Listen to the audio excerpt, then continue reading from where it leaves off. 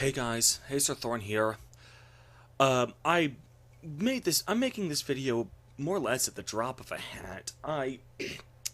So this is going to be very lightly scripted. I have like a basic outline in front of me right now of points that I want to cover, but it's not going to be scripted verbatim like most of my analysis videos are. So if I stumble over my words or pause or say things like or that's the reason why. Recently, the film theorists, Matt Pat, uploaded a video calling YouTube content creators to action over something that was happening at the European Union at the moment. And part of this act that they're passing, known as Article 13, said that basically some people are saying that this is going to essentially shut down independent social media platforms like YouTube or Facebook or Twitter because it requires them to take reasonable steps to ensure that copyrighted content is never even uploaded in the first place, not just making sure it gets taken down once it's uploaded. And some people speculate that the only way to do that is to only allow uploads from people who YouTube is already 100% certain that own the rights to their own content.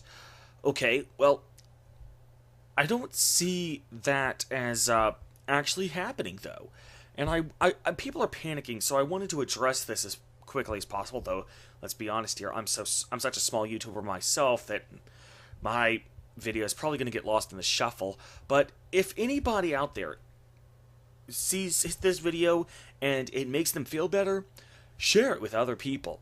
Get this word out. Share the video, not just because I mean, this is an important topic. Alrighty. Now, here's the reason why I don't think Article 13 is going to have nearly as devastating an impact as some people say it is. Article 13 only requires the websites to make good faith efforts to prevent content from being distributed. The keyword here being good faith. Now, Matt Pat correctly points out that good faith is not strictly defined. And that's certainly a valid cause for concern, at least to the untrained eye. I should point out, I have dabbled in the law a bit. I continue to do freelance paralegal work on the side even to this day. So I have a rudimentary understanding of how this phrase works, good faith. Let me put it to you this way. Whatever good faith may mean, whether or not something qualifies as good faith is sometimes determined on a case-by-case basis. But one thing I can guarantee you that it does not mean is that YouTube will not have to change its fundamental product or service. YouTube will not have to just stop doing what it does for a living just because, unless the law actually requires them to stop doing it. If their product or service is suddenly blatantly against the law, then they would have to stop doing it. But if the law only requires good faith, then essentially shutting down its operations is not good faith. Now, that begs the question, though. What exactly is YouTube's fundamental product or service? Well, some may argue it's a video streaming service. Okay, yeah, it is that. But YouTube is more of a niche. I mean, it's a big niche. I mean, you think of niches as just being small, minority, but if you really take a step back and look at the grand scheme of things, YouTube really is a niche. It's not just a video streaming service. Specifically, YouTube is a platform for the little guy. It's a platform for independent content. And the key word there being independent. And if you don't believe me, think back to what YouTube's original slogan was.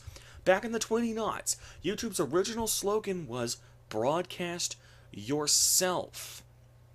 The whole point of YouTube is for common folk to be able to sign up at no charge, upload their content at no charge, and get that content distributed. Now, contrast that with websites like Netflix or Hulu, which are internet focused, but their actual politics and management still function more like a traditional TV station. Somebody has to pitch an idea for a show to the head honchos. The head honchos will then greenlight a pilot episode just to test the waters, just to see how it works. And then they'll distribute, and then they'll start uploading episodes to their website for their customers to stream, but they'll take them down if the ratings aren't good enough. Because if they're not paying for themselves, then the shows are just taking up bandwidth. That's basically how websites like Netflix or Hulu work.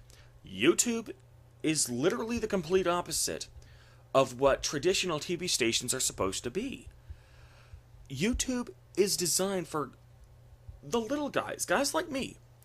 People who normally would not have the resources to express themselves.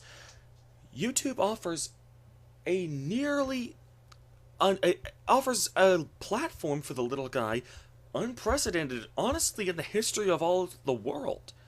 For the little guy to actually realistically realize his dream, the ideal that the First Amendment to the U.S. Constitution holds, which is freedom of speech, freedom of the press.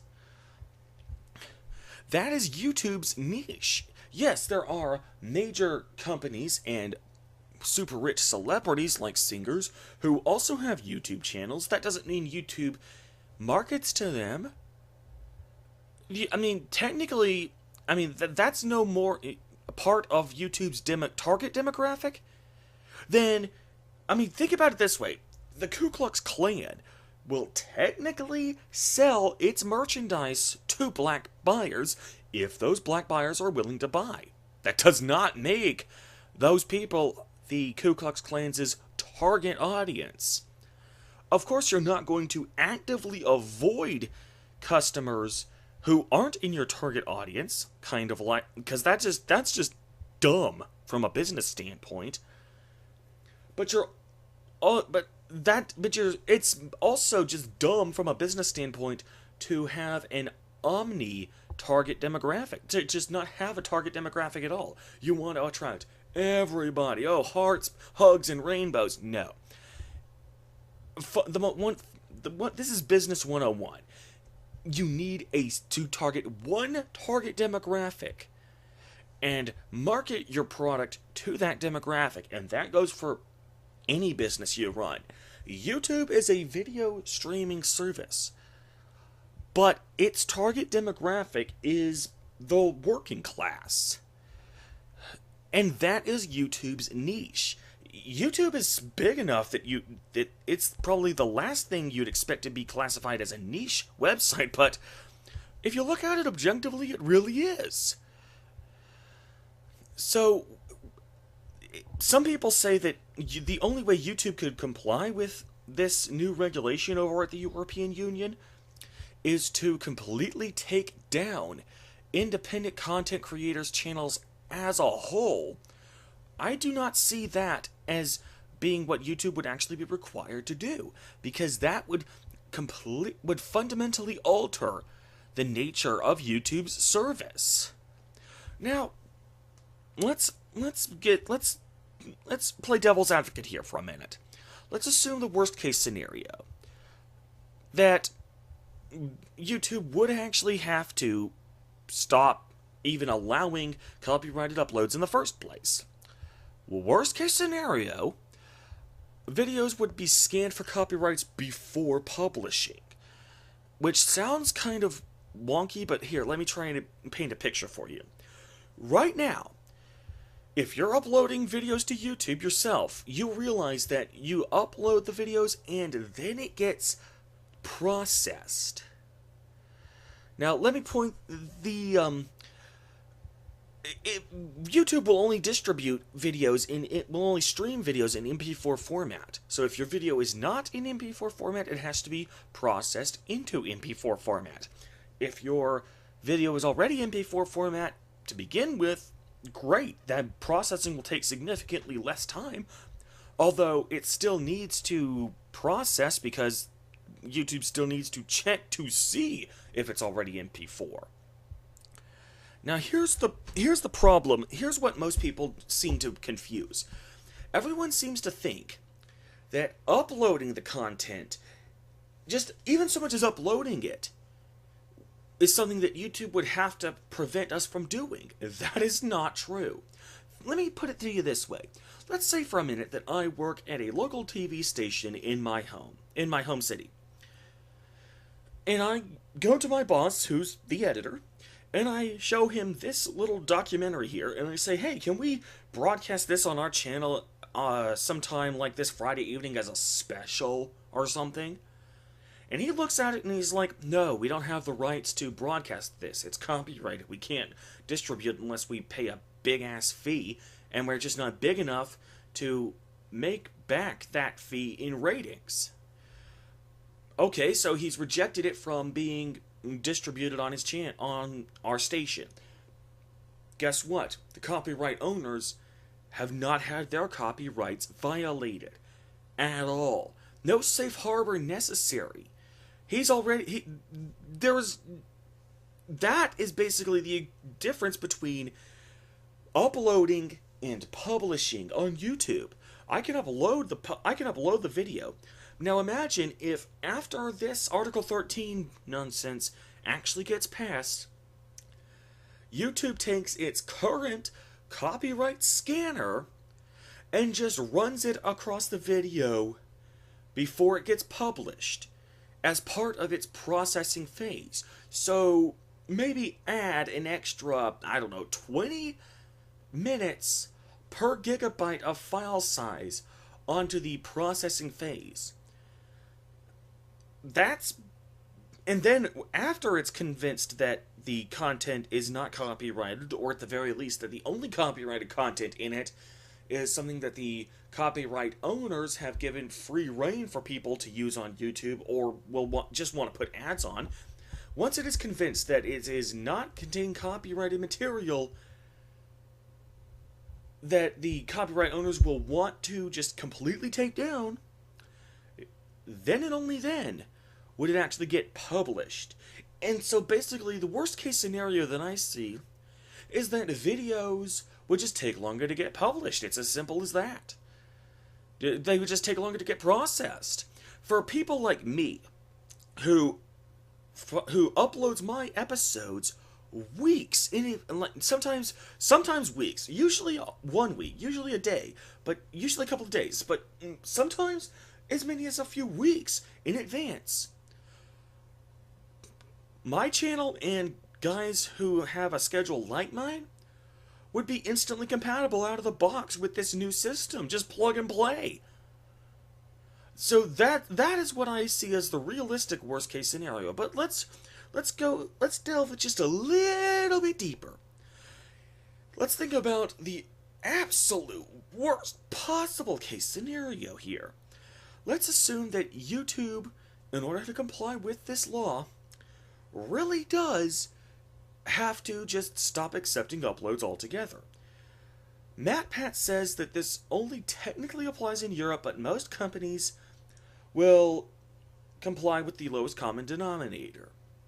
So everybody across the world will probably have to see YouTube policy changes because of the European Union, just so that YouTube can only have one policy. I do not see that as actually happening here. And I actually have evidence there's actually precedent for this. Specifically, Chinese censorship. Now, Chinese IP addresses, Chinese computers can indeed access YouTube, but like 99.8% of the videos on this site are blocked in that country. Because obviously China has much stricter laws regarding political censorship and freedom of expression that YouTube's most basic ideals contradict. YouTube's basic ideal is to broadcast yourself. Little guys get a platform for the first time in world history. So, obviously 99.8% of YouTube's videos aren't going to be compatible with China's laws. So basically, China complies with, not China, but YouTube complies with Chinese censorship requirements in China, and only in China. Everywhere else, YouTube will basically just give people free reign to upload more or less whatever they want that isn't copyrighted, and to stream whatever they want that hasn't already been taken down due to copyright. Everywhere else except China, YouTube basically promotes freedom of expression. So, why would YouTube only cooperate with censorship requirements in China? Why wouldn't they just change change their policies in every region? Because, according to MatPat, they appeal to the lowest common denominator. Well, they will appeal to the lowest common denominator if it doesn't fundamentally alter their product. And as I've already pointed out in this video, yeah, they will to actually completely take down independent channels altogether would indeed fundamentally alter YouTube.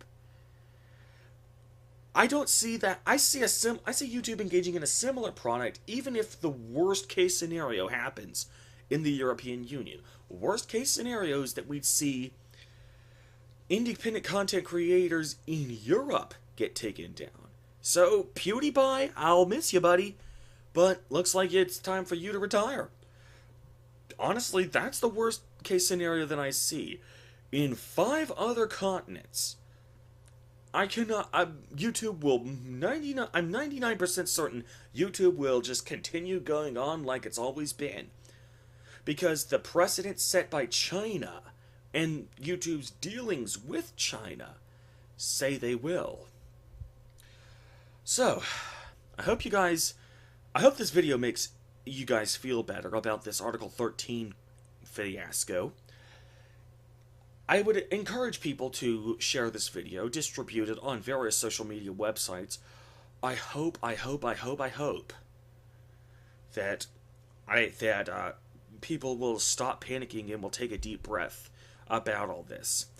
And if you still need one final piece of evidence, think about what happened only a couple of years ago right here in the USA.